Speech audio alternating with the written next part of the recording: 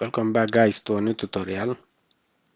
This tutorial will be very simple, especially for beginners, and the name of the tutorial is how to sync the customer reviews into a Slack channel via n8n.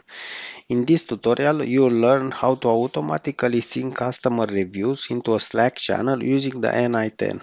Instead of manually checking platforms or emails, this workflow will collect review as they come in and post them directly to Slack, so your team always stay informed.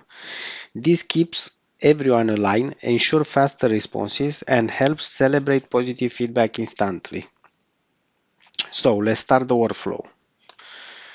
We have the webhook trigger with the path customer review.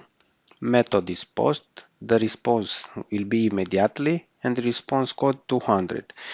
His purpose is this entry point for new reviews could be integrated with a form, a commerce system, or external API. So you will take the customer name from the webhook, the rating, the review, for example, amazing experience, will definitely buy again, and the platform. After that, all of these fields will be logged into the Google Sheets log review.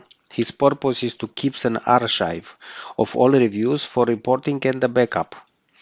Configuration on the operation will be append spreadsheet. You will put you can put the spreadsheet name, for example. Let's say customer reviews with the columns the date, the customer name, the rating, the review, and the platform. After that, all this review will log to the send Slack review to the Slack node. Operation will be post on the channel customer reviews with the message text, for example, new customer review, name, JSON customer name, rating, JSON rating, review, JSON review, platform, JSON platform. That's include also emoji for better visibility. I hope you like this simple tutorial for beginner level that I make it today.